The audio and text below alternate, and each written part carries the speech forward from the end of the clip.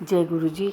कल रात को सोने से पहले मैं ऐसी प्रे कर रही थी सबके लिए कि सब ठीक ठाक रहें, दुनिया में कोई ऐसी काम ना हो। और मैंने गुरु जी को बोला कोई सेवा हो तो बताना, आपको कोई काम कराना है।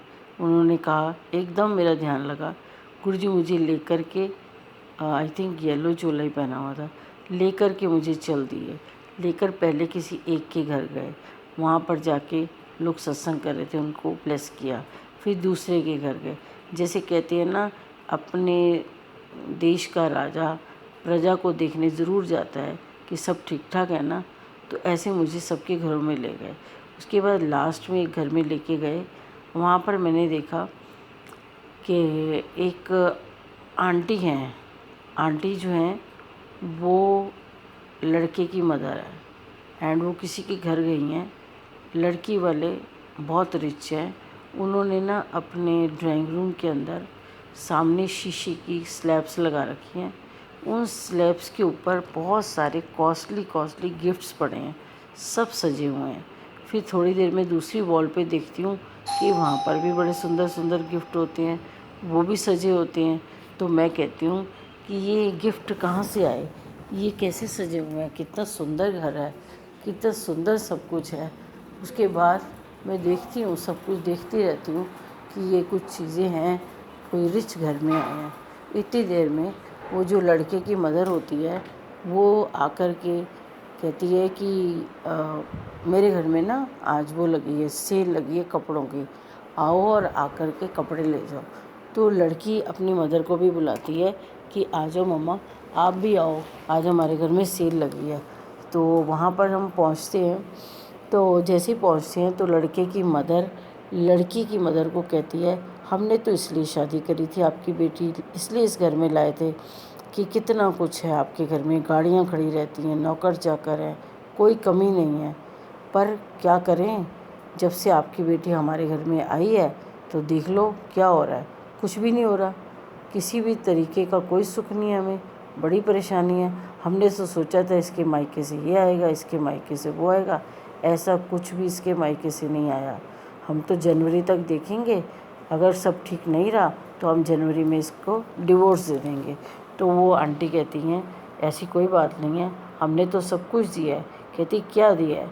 कुछ भी तो नहीं दिया, सब कुछ तुम्हारे पास ही है।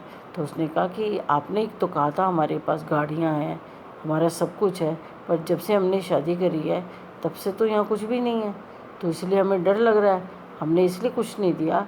हमने सोचा पहले हमारी बेटी सेट हो जाए, उसके बाद हम बाकी चीज़ें देंगे।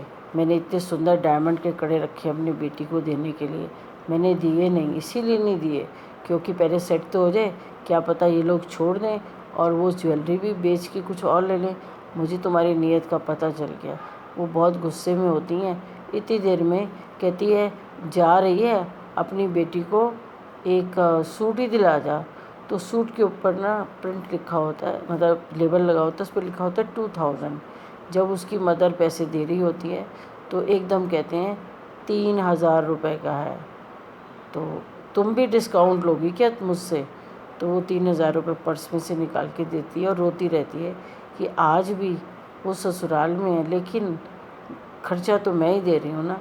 वो ज़रा ज़्यादा बोलने लगती है। इतनी देर में गुरुजी ना कहते हैं, ये मेरी बड़ी प्यारी संगत है, इसका टेस्ट था आज, इसको कुछ नहीं बोलना चाहिए, अब कुछ आगे से ना बोल दे। तो किसी संगत को कहते हैं इस आंटी को घर छोड़ आ।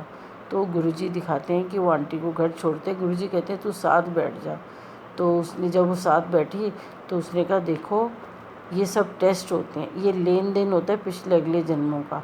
आप तो संगत बन चुकी हो ना, आपको चुप रहना चाहिए। लड़की वाले हमेशा झुक के रहते हैं, ऐसे नहीं करते।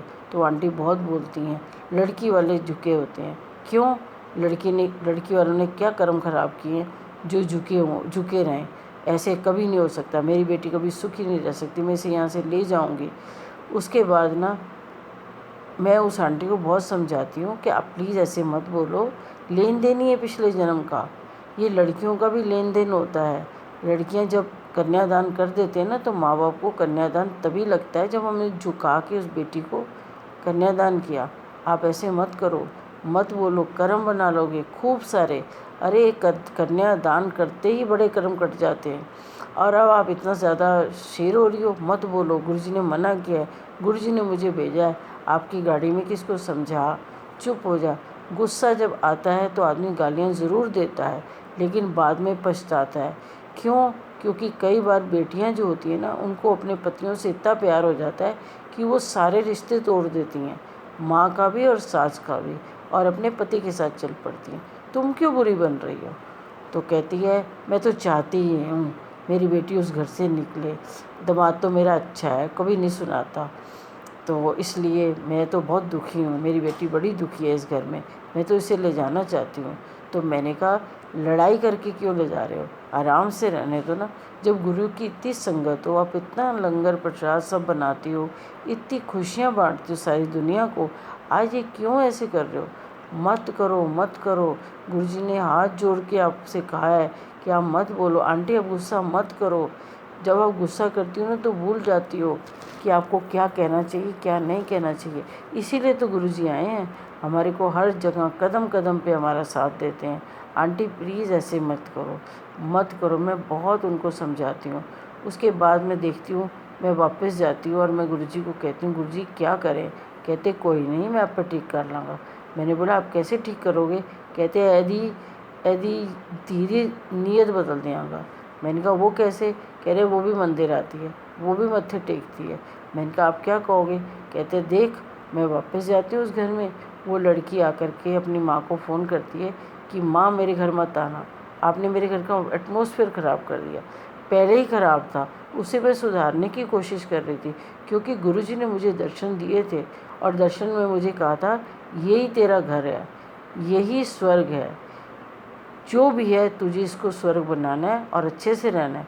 माँ आज के बाद मैं आपके घर कभी नहीं आऊँगी, कभी नहीं आऊँगी। आप पहले मेरी सास से आके माफ़ी मांगो, आपने उनका इतना दिल दुखाया, इतना सब कुछ किया। तो उन्होंने आगे से कहा तेरी सास ने भी तो दिल दुखाया। तो उसने कहा मम्मी मेरी सास गुरुजी के पास नहीं जाती है, आप तो गुरुजी के पास जाते हो, आपको तो पता है ना गुरुजी क्या चाहते हैं, आपने ऐसे क्यों किया? आप गुरुजी के पास रह के भी कुछ नहीं सीख पाए। उनके लिए तो मैं प्रे कर ही रही हूँ ना, मेरा काम है उनके लिए प्रे करना, मैं कर रही हूँ, आप प्लीज़ ऐसे मत करो। फिर उसके बाद गुरुजी ने उनके घर में ही बैठ के लंगर किया ताकि उन सबको ब्लेस करूँ। वही वाली बात गुरुजी कहते हैं खुद की नीयत ख़राब है, सूट के पैसे में भी उससे डबल पैसे ले रही है, और वो जो गुरु संगत है वो पैसे दे भी रही है। क्या पैसे देने से थोड़ी गुरु मिल जाएगा? ज़बान पे भी ताला लगाना पड़ता है।